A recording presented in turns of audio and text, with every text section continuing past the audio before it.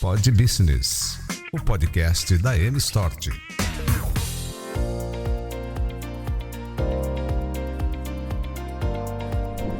Iniciando mais um Pod Business, o podcast da M-Stort, uma empresa de consultoria com mais de 38 anos de atuação no mercado nacional e internacional. Vou fazer um convite para você que está começando a assistir o nosso programa. Inscreva-se no nosso canal, está aqui o endereço no seu vídeo, e acione ali as notificações, o sininho das notificações. Você vai ter todo o conteúdo do Pod Business, além do conteúdo dos Business Partners. Hoje, uma visita super especial para nós, e desde o primeiro programa, está prometido, o CEO, fundador da M-Stort, Maurênio Stort. Obrigado, Maurênio. A gente está querendo te entrevistar desde o primeiro programa e agora a gente conseguiu uma brechinha na agenda lá. Maurênio, primeira pergunta. Como é que é largar a advocacia para ser um business partner, para ser um parceiro de negócios dos empresários, do mercado de negócios hoje no Brasil inteiro? Bom, obrigado pelo convite também. Na verdade, eu nunca larguei, né? Que advogado o resto da vida. Eu comecei, as coisas se misturam em um determinado momento. Eu comecei a minha vida profissional muito vinculado à publicidade e ao turismo. E quando eu me formei, em razão dessa minha paixão, digamos assim, pelo turismo, por viagem, eu me dediquei à advocacia internacional. E foi assim que eu estruturei toda a minha carreira como advogado. Depois eu comecei e tive como primeiro cliente da minha atividade profissional a Associação de Guias de Turismo do Rio Grande do Sul. Isso, inclusive naquela época eu conheci o Guilherme Paulos, que hoje é um amigo e um parceiro de negócio. E a partir dali eu fui desenvolvendo uma advocacia focada principalmente relacionada a empresas estrangeiras. Então, eu comecei a trabalhar com empresas argentinas, uruguaias, paraguaias, que tinham negócios aqui no Rio Grande do Sul. E a partir desse processo que me levou aí veio o Mercosul, eu me dediquei muito à questão das empresas ligadas, relacionadas ao Mercosul. Por conta disso, eu fui convidado pela ONU para fazer um trabalho em Angola. Fiquei 4 meses trabalhando em Angola, também assessorando o governo angolano, bem na saída ali do pós-guerra. E sempre, a partir disso, eu comecei envolvimento com empresas europeias, depois, aí, principalmente italianas, pela minha relação com a Itália, né, pelo próprio nome se diz. Espanholas, muito empresa espanhola. E até hoje, já foram 38 anos. Né? Hoje nós temos clientes franceses, poloneses, chilenos, bastante. Mas é uma estrada que a gente foi adotando. E só para concluir nessa linha, em função da minha relação com a Espanha, principalmente, eu passei a dar assessoria para a Infraero nas questões de parceria público-privada relacionadas a hotéis em aeroportos, o que nos levou imediatamente para o mercado de business. E aí foram fusões, aquisições, e onde nós estamos até hoje. Eu tenho uma lembrança, assim, doutor Maurênio, da M-Stort, ali do início da década de 90, dos cursos de comércio exterior na Fiergs, na Federação das Indústrias do Estado do Rio Grande do Sul. Mas logo em seguida, praticamente, a M-Stort começou a desenvolver assim, projetos estruturantes, tanto com a iniciativa privada e também com o setor público, né? Projetos aí que transformaram, dá para se dizer, o turismo aqui no nosso estado do Rio Grande do Sul, e também projetos, eu diria assim, icônicos em todo o Brasil. Essa questão da educação, eu sempre gostei muito, né? Eu acho que a educação é um dever do profissional trabalhar. E eu comecei dando aula em São Paulo, na Edições Aduaneiras, que era a maior empresa de comércio exterior. Lá eu fiquei 2 anos trabalhando também a questão do Mercosul. E isso me proporcionou entrar muito na questão educacional relacionada ao mercado. E aí a Fiergs, naquela época, convidou para que nós fizéssemos um programa, que era Formação Prática em Comércio Exterior e Legislação Internacional. Nós chegamos a treinar dentro desse programa, junto com a Fiergs, 4.500 alunos, o que é um número bastante expressivo. E nessa relação toda, né, relacionada ao comércio exterior, mas aí vem, tudo também tem uma onda, né? Essa onda, eu diria que foi lá pelos 2012, 2013, o governo brasileiro começou um processo de abertura de oportunidades na infraestrutura brasileira para empresas estrangeiras. Então vieram os espanhóis, eu trabalhava já bastante com a Espanha, com empresas da Catalunha, de Madrid. Nós éramos apoio aqui, então fizemos projeto na Bahia, fizemos projeto em Minas Gerais, sempre relacionados à logística. E isso começou a vir, e ao mesmo tempo os municípios começaram a se desenvolver de forma bastante organizada, né? E em 2013, com a pandemia, tudo aquilo que a gente vinha preconizando, o primeiro hotel que eu fiz foi em Garibaldi. Perdão, nós fizemos o hotel de Guaíba, depois fizemos Não Me Toque, fizemos, que eu digo, trabalhamos no desenvolvimento. E aí aí veio a pandemia, na pandemia surge o desenvolvimento das vinícolas, e aí começamos a fazer Garibaldi. Então, os municípios começaram a se apropriar da ideia de ser um destino. E entra nisso a organização de um trabalho mais efetivo, né? E nós estamos até hoje. Eu acho que hoje a M-Start deve ter participado quase 2.000 apartamentos, né, em diferentes cidades. E agora também muito relacionado à infraestrutura, a parte de logística. Fizemos em São Borja um trabalho bem interessante. Mas é um caminhar, quem faz é o caminhante, né? A gente vem nessa... Santa Cruz, fizemos também com a parceria, na época que o Sequinato era secretário, né? Fizemos um trabalho muito interessante. E também um trabalho a nível nacional. Eu sempre tive uma posição que todo brasileiro tem que passar por São Paulo. Eu acho que São Paulo é um centro de excelência, provoca conhecimento, é um mercado grande. A gente tem escritório lá já há mais de 10 anos, né? E isso nos proporciona relacionamentos, principalmente com empresas. E é onde é a porta de entrada de muita empresa estrangeira no Brasil, através do mercado paulista. Então tem que estar lá, não tem como, né? Sim, praticamente 33% do PIB brasileiro está ali na grande São Paulo. Campinas, o PIB é maior que o Chile. A cidade de Campinas e região é maior que o mercado do Chile. Então a nossa consultoria, ela aí entra bem na linha do que o Vlamir colocava. Nós saímos de uma advocacia convencional e passamos a trabalhar num modelo full service, né? Você atua em várias áreas, inclusive nós somos um escritório que tem perto de si arquitetos, engenheiros, profissionais de marketing. Esse programa é um exemplo disso. É uma ferramenta de comunicação que a gente tem utilizado. Mas isso é que faz... e também tem uma questão que eu acho importante, né? Com 38 anos de empresa, está na hora de arejar, né? No mundo digital, a gente tem que agora dar um novo passo. Reinventar. Reinventar. Como dizia o Paulo Kettner de Souza, antigo fundador da Parks, tem que cacarejar, né? E aí precisa estar nessa nova ferramenta que é o mundo online, o YouTube, enfim, né? Mas a gente tem, Maurênio, aqui os nossos participantes do Pod Business que vêm aqui, dão uma entrevista e conversam sobre as suas empresas e tal. A maioria deles, o César é testemunha disso. Eu fui numa palestra do Maurênio lá e me interessei, porque eu vi uma clareza de objetivo e de negócio, que é o que eu estava precisando. Então, essa tua parte de palestra é muito importante. Sim. É uma ferramenta maravilhosa, né? Sim, eu gosto, é uma forma que eu retribuo também o que eu vejo, né? Acho que a gente... Como nós atuamos em várias regiões, aqui no Rio Grande do Sul, nós já fizemos muita coisa em Passo Fundo, na Serra Gaúcha, Antônio Prado, Flores da Cunha, Caxias, Garibaldi, Bento Gonçalves, Santa Cruz, São Borja.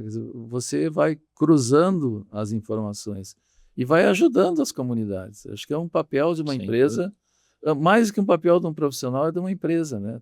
Para que ela tem que estar inserida na sua comunidade. Uma empresa só tem o respeito quando ela cumpre esse papel, e eu acho que a M-Start faz essa leitura. Mas entre os teus casos que chegam lá no escritório, chega algum jacaré, né? Que tu é obrigado a dizer, olha, isso aqui não dá, isso aqui não vai dar certo, vamos por um outro caminho. Funciona mais ou menos assim? Consegue? Hoje, de alguma maneira, a gente é procurado... Vou voltar um pouquinho. Nós nunca fomos procurados por coisas simples. Coisa simples não precisa. Não precisa de uma solução mais complexa. Ela precisa As pessoas vêm muito a M-Stores por conta da gente ter essa capacidade, eu diria que não é minha, é do grupo.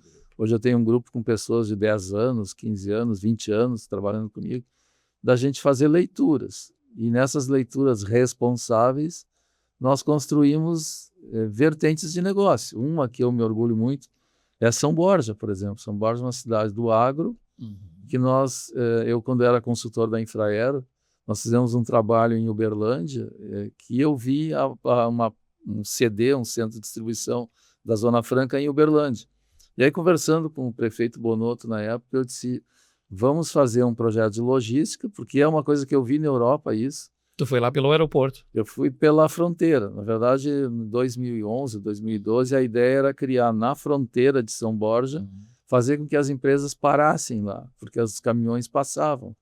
Então, nós criamos um projeto de logística cujo objetivo era construir centros de distribuição para as empresas fazerem a carga que ia de São Paulo a Buenos Aires, ela fazia São Paulo, São Borja e Buenos Aires, São Borja. Então, São Borja, como é muito comum nas plataformas logísticas que eu trabalhei, principalmente em Saragoça, que tinha esse desenho. Então, quando vai numa cidade e vê, como lá em um exemplo também em Garibaldi, nós fizemos um hotel num lugar que era um bairro odiado na cidade. E hoje é um dos pontos turísticos de uma cidade que mais cresce no turismo. Um projeto complexo em que, inclusive, teve que ter uma audiência pública, né? Sim, sim. Ou seja, discutir com a população, com os diversos stakeholders interessados. Aí até nós fizemos no Rio de Janeiro, a gente fez o plano de econômico-financeiro da ferrovia do Cristo Redentor. E lá foi muito interessante. Na verdade, todas as audiências públicas têm muita confusão, né? Tem gente a favor, tem gente contra, tem os amigos de plantão, tem os inimigos de plantão. Mas o bom é que a comunidade, no final, quando ela aprova, ela faz uma leitura que aquilo é bom para a sua cidade. E eu sempre digo uma outra coisa, que as cidades, as coisas para darem certo, a comunidade tem que vir junto. Eu nunca vi projeto que dá certo que alguém impõe. Quando a cidade não quer, ela não quer. Não adianta consultor, não adianta e tem projetos, na doutor Mauriano, que tem muitas vezes o andamento é longo, né? Cito como exemplo, não sei se o senhor concorda, o projeto que a M-Stort iniciou, inclusive no governo Ieda, da Orla do Guaíba, e que anos depois é que ele foi sendo implementado. Mas dá para dizer que basicamente a ideia, o projeto é o mesmo daquela época. Né? O conceito foi, porque na época se falava muito, né? E ainda se fala, agora menos porque o embarcadeiro ocupou bem esse espaço, né? No sentido de crescimento, mas a lógica na época qual era? O cais está de costa, o Porto Alegrense estava de costa para o Rio, e tinha a discussão do muro, a discussão dos armazéns, e na época a governadora Ieda, até o falecido Lemar Tutquian, que era o coordenador junto ao governo, foi com ele que eu trabalhei nesse processo, assessorando ele enquanto diretor do Badesul, né? Nós fizemos todos os pré-estudos, e aí nós convidamos o Firmin Vasquez, que era um arquiteto catalão, para vir fazer o projeto, e unimos ele e o Jaime Lerner. Então fizemos essa conexão, que houve por um certo tempo, depois o Lerner acabou tocando o processo da Orla como um todo, quando o Fortunati era prefeito, né? Mas ali se discutia muito em cima do Porto Madeiro, que era o que tinha acontecido na Argentina, que hoje é um outro bairro, é quase uma outra Buenos Aires ali, né? E o que tinha acontecido em Barcelona. E aí trouxemos esse arquiteto com uma experiência gigante. Mas eu me ganhamos um top de marketing por conta disso, da DVB, né, no turismo. Mas eu acho que foi um projeto, quando eu passo ali, hoje mesmo, antes de vir para cá, passei por ali, é muito legal. Tu vê o que a cidade fez, né, e como ela se relaciona. Mas a história da gente é isso. Né? Pegando esse gancho, nós temos ali uma assessoria na Prefeitura de Guaíba, que vai sair aí com a Fundatec, nós fizemos um trabalho relacionado à Fundatec lá em Guaíba. Também é uma cidade onde eu nasci, né? Puxando um Quero pouquinho. ver minha cidade bem. Lá, o Castro teve aqui, lá da Fundatec, e falou, olha, temos uma parceria muito boa aí com a Lá Emistort. é com a Fundatec. E vamos como fazer alguma consultor coisa bem bacana lá, nos moldes que tu tá falando, da Espanha, Aí tem da um lado Argentina. interessante, né? Porque Guaíba faz, às vezes, de Niterói e Rio de Janeiro. Isso. Exatamente. Niterói cumpre um papel que hoje é uma cidade bastante potente, Relevante. mas Guaíba está vindo nessa direção. Ela faz o espelho do Rio, mas, na verdade, é essa relação de cais aqui e cais lá, né? Existem projetos assim mais complexos, né, e que tem um tempo de maturação e um tempo de execução, e tem projetos que dá para se dizer assim, projetos curtos. E me corrija se eu estiver errado, eu considero assim um projeto que, se fosse imaginar, ninguém diria que aconteceria. Foi em plena pandemia, a instalação de um hotel em Antônio Prado, Sim. que o projeto foi gestado durante a pandemia e o hotel foi inaugurado durante a pandemia. Nós tivemos 2 casos que, sinceramente, na época... Hoje a gente tirou aprendizado disso, mas na época a gente quase entrou em desespero, né? Porque não sabia como sair daquilo. Mas teve 2 situações que eu considero assim, que fazem parte da minha cartilha. Uma é o hotel em Antônio Prado, que é uma cidade que, até um pouquinho antes, quando nós fizemos o projeto para fazer um hotel Ibis na cidade de Não Me Toque, veio um diretor da Accor da França para ver se era possível uma cidade de 4 mil habitantes ter um hotel daquela envergadura. Antônio Prado é uma cidade, a cidade apregoa a hipótese não, Mais italiano do mais Brasil. italiano do Brasil, onde tem eventos de massa e tal. E nós fizemos, em conjunto com um parceiro nosso, o Horácio, de Bento Gonçalves, da Axten, fizemos todo o pensamento do hotel. Um hotel começou com uma dificuldade, até por relacionamentos com a comunidade, depois trocamos de bandeira, hoje é a Tri Hotéis que opera, e ele está indo muito bem. E Antônio Prado começa a aparecer no cenário turístico, né, já como um destino. E isso é fruto daquele tempo, né, daquela ação. E a outra coisa que foi muito interessante na pandemia, nós fizemos uma união de um empresário paulista com o Diego Lugano, aquele jogador de futebol, e começamos, foi num jantar em São Paulo, que eu estava com o Márcio Locatelli, que é o proprietário do Grupo Cortesia, um dos sócios, e ele disse, eu quero abrir uma cimenteira no Rio Grande do Sul. E a gente decidiu por Montenegro, foi a Emistort que ajudou todo o processo. E nós fizemos uma reunião com o governador Eduardo Leite, falando sobre isso. Em 18 meses, em 15 meses a fábrica estava pronta. Durante a pandemia. E hoje é uma cimenteira, a Hipermix Sul, né? Ali em Montenegro, já com quase 100 mil toneladas de produção. Já está em vias de duplicação. Já estamos, inclusive, agora começando uma segunda fase. Então, a pandemia trouxe problema, mas também trouxe desafios e arrojo, né? Porque uma época que não se podia falar com as pessoas, fazer reuniões presenciais, a mão de obra para a construção era bem difícil, né? Então, tudo isso a gente passou, esse caminho todo, e isso deixa uma empresa mais forte. E tem também projetos, o senhor citou o projeto de Antônio Prado, porque quando se pensa muitas vezes em turismo no Rio Grande do Sul, é normal que a primeira palavra que vem, o primeiro município que vem à mente, seja Gramado, seja Canela, Nova Petrópolis, Bento Gonçalves, mas o senhor desenvolveu projetos, né, em Garibaldi, por exemplo, né, em Antônio Prado, que praticamente ficaria fora desse circuito, né, mas tem um potencial fantástico, e também Flores da Cunha, né? Sim. Que poucos sabem, né? Mas é o município com a maior produção de vinhos no Brasil, De né? uvas. De uvas, né? E, então, também dá para se dizer assim, está desenvolvendo um novo destino turístico, né? Ou seja, aquele circuito Flores da Cunha e logo em seguida Antônio Prado. O Vale dos Vinhedos está se construindo uma visão, assim, cada município ocupando seu espaço, né? Então, Garibaldi é um turismo mais vintage, né? Cidade. Depois, o Vale dos Vinhedos, agora, inclusive com a construção que estão fazendo do bicicletário ali, também já está bastante adensado enquanto negócios, né? E o outro município que eu vejo assim, um crescimento muito interessante é Flores da Cunha. Nós estamos fazendo o Hotel Axten em Flores da Cunha, em conjunto com a Cooperativa Aliança, e a InStores está envolvida num outro projeto boutique com a Vinícola Madre Terra, do fundador da lei, o criador da lei do vinho, que é o ex-deputado Hermes Zanetti, né? Que está fazendo que tem a Vinícola Gazê, que tem um projeto maravilhoso lá também. Então, Flores da Cunha é uma cidade que passa a exercerá um papel no enoturismo bem importante também.